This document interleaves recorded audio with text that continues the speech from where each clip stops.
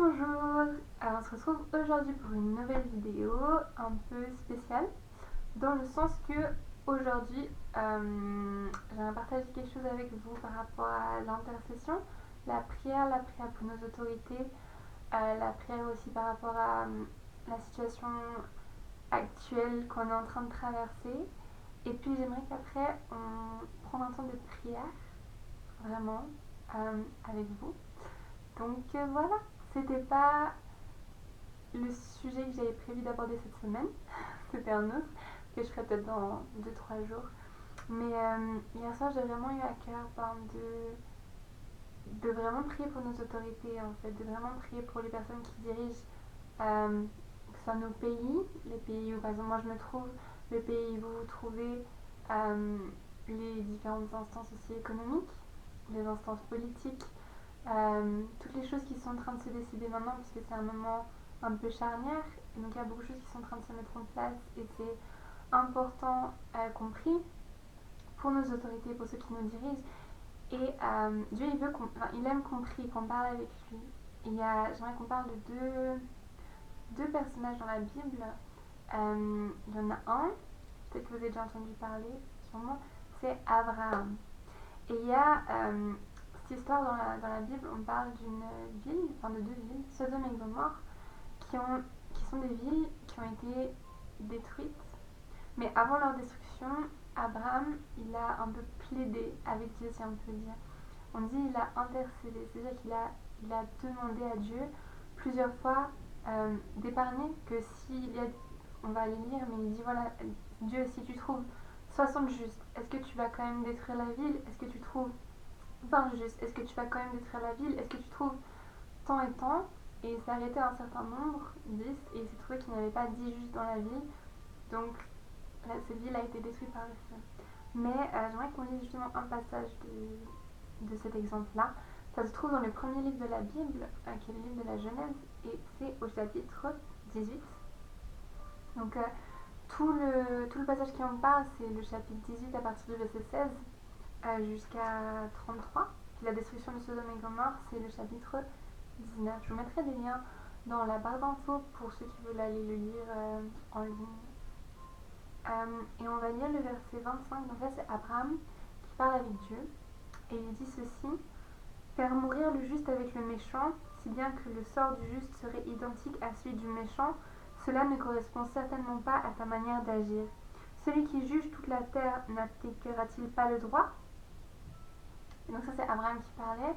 Et Dieu y répond: l'Éternel dit, si je trouve à Sodome 50 justes, je pardonnerai à toute la ville à cause d'eux.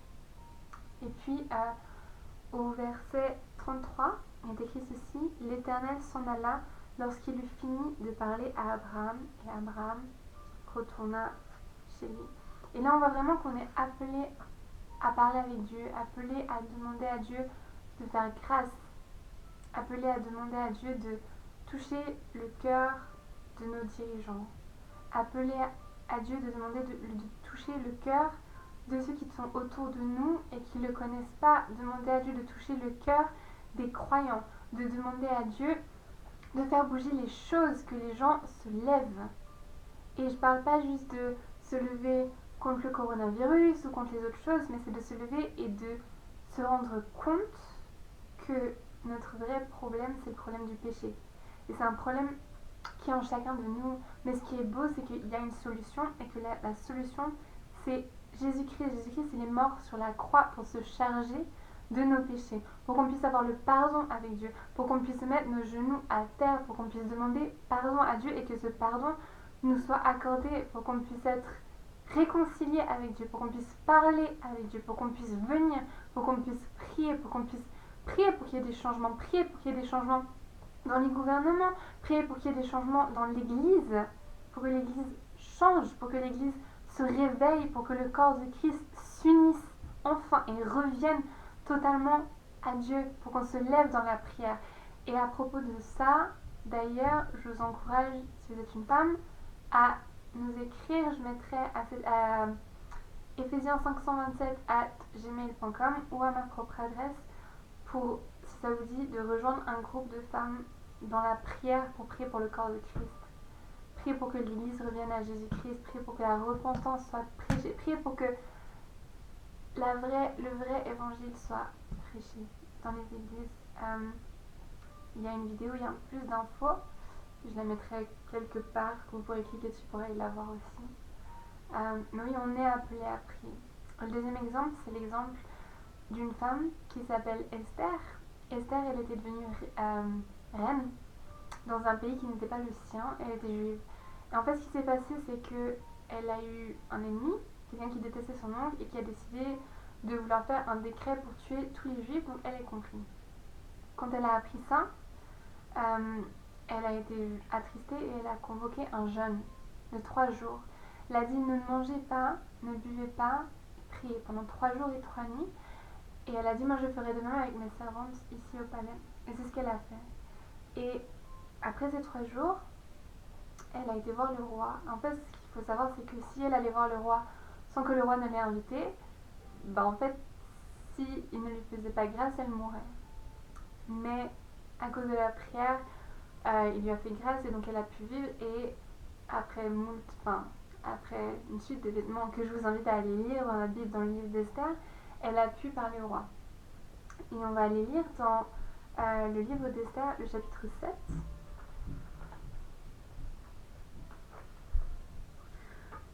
On va lire juste le verset 1 à 4. Il est écrit ceci. Le roi et Aman se rendirent au banquet donné chez la reine Esther. Ce second jour de nouveau, le roi dit à Esther pendant qu'on buvait le vin. Quel est l'objet de ta demande? Il te sera accordé. Que désires-tu? Même si tu réclamais la moitié du royaume, tu l'obtiendrais. La reine Esther répondit. Si j'ai trouvé grâce à tes yeux, roi, et si tu le juges bon, accorde-moi la vie sauve. Voilà ma demande et sauve mon peuple, voilà mon désir. Donc là, de nouveau, Esther, elle a parlé au roi et elle a demandé la vie sauve. Et c'est aussi ce que nous, on a à faire, de prier à Dieu, de demander à Dieu, Dieu qui est le roi de tout, de lui demander d'agir, de lui demander de toucher les cœurs pour que la vie puisse se répandre. Et ensuite au verset 4, il dit ceci. En effet, nous avons été vendus, mon peuple et moi, pour être exterminés, massacrés, supprimés. Si encore nous avions été vendus pour devenir des esclaves et des servantes, j'aurais gardé le silence, mais l'adversaire ne saurait compenser le préjudice ainsi causé au roi. Et ce qui est intéressant ici, c'est que en fait, ce qui se passe avec nous, c'est que Dieu il existe, mais il y a aussi un adversaire, Satan. Et lui, il veut pas notre bien, en fait, il veut nous détruire.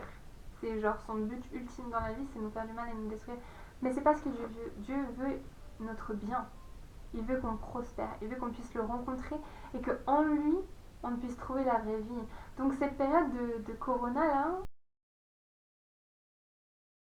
où que la plupart des gens sont confinés chez eux ou semi-confinés, c'est une période aussi où on peut se poser les vraies questions, où on peut venir à Dieu, où on peut demander à Dieu de venir dans nos vies, de venir changer les choses, de venir nous accorder la vie, de venir nous accorder la réconciliation avec Dieu.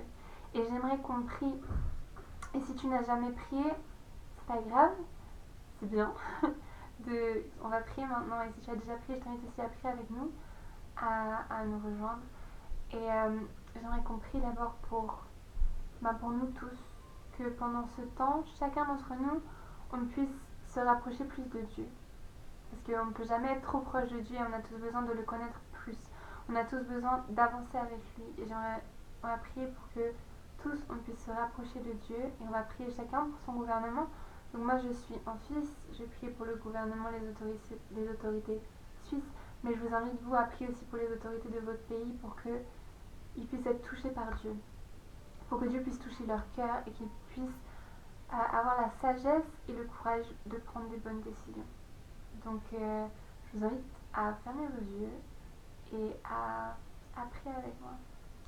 Oui, Père éternel, j'aimerais te remercier pour cette journée, j'aimerais te remercier pour la technologie, j'aimerais te remercier parce que même si on est séparés, on peut être unis, on peut être ensemble, on peut être unis avec toi, Père. Et j'aimerais te remercier, Papa, pour la prière, Seigneur Dieu, ce moyen que tu nous donnes d'être en communication avec toi, ce moyen qui fait bouger les choses dans le monde spirituel. Et quand les choses bougent dans le monde spirituel, ça se manifeste dans notre vie de tous les jours, papa. Et j'aimerais, Seigneur, te prier pour que cette période de confinement puisse servir à ce que chacun, Seigneur Dieu, chaque être humain puisse, Seigneur Dieu, se rapprocher de toi, papa. J'aimerais te prier, Seigneur Dieu, pour toutes les personnes qui ne te connaissent pas encore, Seigneur Dieu, qui sont dans nos entourages, qui sont dans nos immeubles, qui sont dans nos maisons, qui sont nos collègues de travail, nos collègues d'études, nos amis, Seigneur Dieu, les personnes qui ne te connaissent pas, papa. Je te prie, Seigneur Dieu, que tu puisses toucher leur cœur, Seigneur. Je te prie que tu puisses attirer leur cœur à se tourner vers toi, Seigneur. Et j'aimerais te prier que nous, Seigneur Dieu, tes enfants, on puisse aussi leur montrer qui tu es, Seigneur Dieu, qu'on puisse leur parler de toi. Jésus, je te prie qu'on puisse avoir le courage, Seigneur Dieu, d'apporter l'espoir qu'on a en toi, qu'on puisse, Seigneur Dieu, parler de l'antidote, Seigneur Dieu, à ce corona, de l'antidote au péché qui est ton pardon, de l'antidote, Seigneur Dieu, qui se trouve en toi seul, Seigneur. Et papa, j'aimerais te prier pour nos autorités, Seigneur Dieu. J'aimerais te prier pour le Conseil fédéral, Seigneur Dieu, les dirigeants, Seigneur Dieu, de la Suisse, papa. Je te prie, Seigneur Dieu, que tu attires leur cœur à toi. Seigneur, je te prie que tu puisses toucher leur cœur, Seigneur Dieu, que le salut puisse les atteindre, Seigneur Dieu, là où ils sont, Seigneur Dieu, tous les conseils nationaux, conseils des États, les autorités économiques, Seigneur Dieu, de la BCE, de la Banque nationale, du FMI, Seigneur Dieu, de toutes les grandes choses qui tiennent un petit peu les ficelles politiques, qui tiennent les ficelles économiques. Jésus, je te prie, papa, que tu puisses toucher les cœurs, Seigneur Dieu, touche les cœurs, Seigneur Dieu, que les cœurs des dirigeants, Seigneur Dieu, puissent se tourner vers toi, Seigneur Dieu, qu'ils puissent te rencontrer, Seigneur, que le salut, Seigneur Dieu, puisse descendre dans leur vie, qu'ils puissent, Seigneur Dieu, trouver la vraie vie qui se trouve en toi, Seigneur. Je te prie que cette période, Seigneur Dieu, comme tu l'as dit à plusieurs personnes, que ce serait un moment de réveil, Seigneur Dieu, un moment où de nombreuses personnes se tourneraient vers toi. Et je te prie, Seigneur, dans le nom de Jésus-Christ, que cela soit une réalité, papa, que de nombreuses âmes puissent se tourner vers toi, que les personnes qui se sont un petit peu refroidis, Seigneur Dieu, puisse retrouver un cœur brûlant pour toi, Père. Que les chrétiens, Seigneur Dieu, puissent se lever dans la prière, dans l'unité, dans l'amour, Seigneur Dieu, qu'on puisse mettre nos genoux à terre, Seigneur Dieu, et te prier, Seigneur Dieu, que comme Abraham, on ne baisse pas les bras, mais qu'on vienne vers toi, qu'on vienne, Seigneur Dieu, te demander sans relâche les choses, que comme Esther, on prenne notre courage à deux mains pour te faire, Seigneur Dieu, ces requêtes, ces prières, Seigneur Dieu, qui sont dangereuses parce que ça peut tout changer, Seigneur. Et on te prie, Seigneur Dieu, que tu puisses agir, papa. On te donne, Seigneur Dieu, le contrôle, Seigneur Dieu, dans cette situation, papa, que tu puisses agir véritablement, Père, et je te prie que tu lèves des hommes et des femmes, Seigneur Dieu, pour prier, Seigneur Dieu, pour l'Église, papa, que ce mouvement des femmes de valeur puisse grandir, Seigneur Dieu, que les femmes puissent se joindre à nous aussi, pour prier, Seigneur Dieu, pour l'Église, pour prier pour nous tous, Seigneur Dieu, pour qu'on puisse revenir totalement à toi, papa, que la louange, la gloire et l'honneur te reviennent, Père, et j'aimerais te prier pour chaque personne qui a regardé cette vidéo, Père. Je te prie, Seigneur Dieu, que tu puisses les remplir de ta paix, Seigneur Dieu, ta paix qui dépasse tout entendement, Seigneur Dieu, que tu les remplisses de ta paix, Seigneur Dieu, maintenant, dans le nom puissant de Jésus-Christ, ta paix, ta joie et ton amour, Seigneur. Merci, Père, pour tout ce que tu fais, dans le nom de Jésus-Christ. Amen. Amen. Donc voilà, c'est tout pour aujourd'hui. Soyez bénis. Profitez aussi de ce temps de confinement pour vous rapprocher de Dieu, pour lire la Bible, pour regarder des émissions. Il y a une série qui est très bien, qui s'appelle The Chosen, qui a une application qui est gratuite aussi. Il y a beaucoup de films qui parlent de Jésus, vous pouvez écouter la Bible. Il y a une application qui s'appelle YouVersion, où il y a des plans de lecture biblique. Si vous n'avez jamais fait ça, si vous avez des amis chrétiens et que vous n'avez jamais lu la Bible, demandez-leur de lire la Bible avec vous. Par Skype, Zoom, la technologie, il y a des tas de choses qui sont mises en place. Et si vous avez des questions, comme toujours, n'hésitez pas à laisser un commentaire ou à m'écrire à mon adresse mail que je mettrai dans la barre d'infos. Si vous avez des questions par rapport au mouvement des femmes de valeur que j'ai mentionné, n'hésitez pas à m'écrire à mon adresse ou à l'autre adresse qui sera aussi dans la barre d'infos. Et voilà, on se retrouve cette semaine, normalement. Je vais faire encore une vidéo sur les bénéfices de la croix d'ici quelques jours. Il faut que j'arrive à m'organiser. Et voilà, soyez bénis et à tout bientôt.